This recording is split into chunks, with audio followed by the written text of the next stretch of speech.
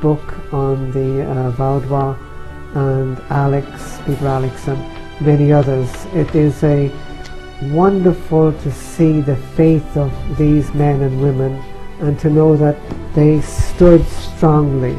The Piedmont Valley, this was one of the valleys that was overrun at different times by the troops that were sent out to slaughter and massacre the believers in these valleys. That's where they got the name from, Vaudois, from the name valley.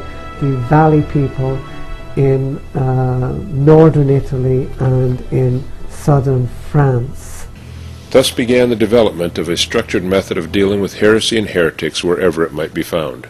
Councils of bishops and archbishops, acting under the authority of the Pope, became known as the Holy Office of Inquisition into heretical wickedness. The method that Innocent III began was continued by successive popes as they devised more horrific means and methods to try and suppress those who disagreed with the Roman Catholic Church. Innocent IV was the one who brought in the actual details of how torture was to be done. It was a pope who devised these tortures, and it was going to be 75 popes in a row that added to these different types of tortures. Several reputable historians have commented on the Roman Catholic atrocities during the Inquisition, and even the Roman Catholic historians speak about the horrors of the Inquisition. Men like Peter de Rosa. Peter de Rosa wrote a book, the Vicars of Christ book. The Dark Side of the Papacy was the other title for it, and it speaks of the Pope's presumed primacy reigning over all the Church and the arrogance of papal power. And I quote from it: "John Paul presents the papacy as the champion of truth and the rights of man. He takes it for granted that popes have never contradicted one another on essentials or deviated from gospel truth. History explodes the myth of a papacy lily-white in the matter of truth. In an age of barbarism, the popes led the pack. In an age of enlightenment, they trailed the field. And their record was worst when, contrary to the gospel, they tried to impose their truth by force." And Peter de Rosa, in a separate part of the book, also wrote of the atrocities of the torture machine that you just mentioned, of the Roman Catholic Church. He writes, "The record of the Inquisition would be embarrassing for any organization. For the Catholic Church, it is devastating. Today, it prides itself, and with much justification, on being the defender of natural law and the rights of man. The papacy in particular likes to see itself as the champion of morality. What history shows, however, is that for more than these 6 centuries, without a break, the papacy was the sworn enemy of elementary justice. 80 popes in a line from the 13th century on, not one of them, among them, disapproved of the theology and apparatus of the Inquisition. On the contrary, one after another, each added his own cruel touches to the working of this deadly machine." That closes the quote from Peter de Rosa's book.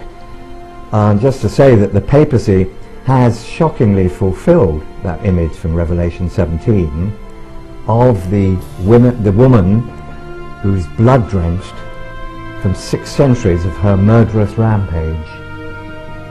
In the Bible, the Holy Spirit foretold her lust for power and for blood, and history has recorded some of the gruesome details of that. And the second Roman Catholic historian that I can quote from is Lord Acton, who's made famous for his observation, with the Mother Roman Catholic Church firmly in mind, that power corrupts and absolute power corrupts absolutely.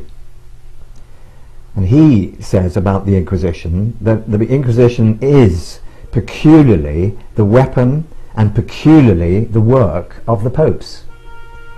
It stands out from all those things in which they cooperated, followed or assented as the distinctive feature of papal Rome.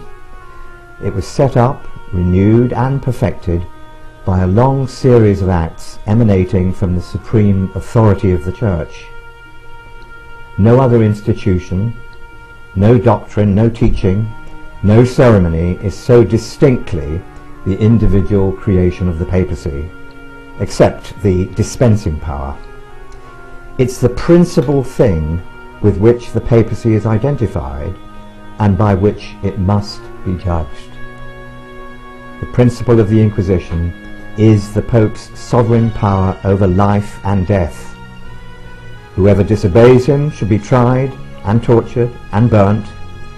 If that cannot be done, formalities may be dispensed with and the culprit may be killed like an outlaw. That is to say, the principle of the Inquisition is murderous, and the man's opinion of the papacy is regulated and determined by his opinion of religious assassination. So did the English Lord Acton, Roman Catholic, write. The Roman Catholic Church was not satisfied to put the heretics to death in a humane manner. They continued to devise more horrific tortures in their attempt to make the so-called heretics renounce their faith and accept Roman Catholicism. Things like the Judas chair. The Judas chair was used in the Spanish Inquisition in particular. It was a pyramid-type seat. The victim was lowered down on this seat so that the pointed end of the Pyramid. Judas seat, which was this pyramid, penetrated the orifices of both male and females so that they suffered excruciating pain, and there was hope that they would renounce their biblical faith and proclaim their faith in Holy Mother Church. This is just one example. Other Bible believers were burned at the stake. Burning at the stake was often carried out in front of a large crowd in an auto-da-fe, an occasion of dramatic pomp and festivity. Those who were burnt at the stake were very often those, of course, who were called heretics, whose faith and biblical convictions carried the most threat to the papacy. And it was almost as if the Roman Church believed that by burning them, both their bodies and their beliefs would disappear into the cinders together.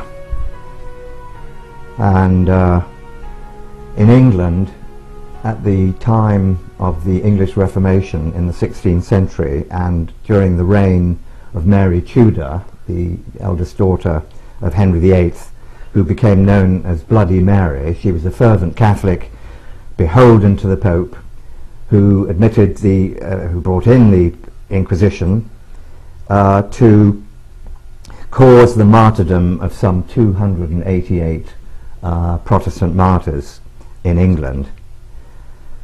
Most of them died because they denied the real presence being Catholic dogma or doctrine or teaching, that Jesus Christ is really present, body, soul,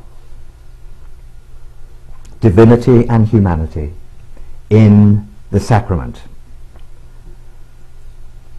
The burning back-to-back of Bishops Latimer and Ridley, which took place in Oxford outside Balliol College in 1555, is still well known to many people, as are Latimer's stirring last words, which were an inspiration for centuries to Bible-believing Christians in the English-speaking world mainly.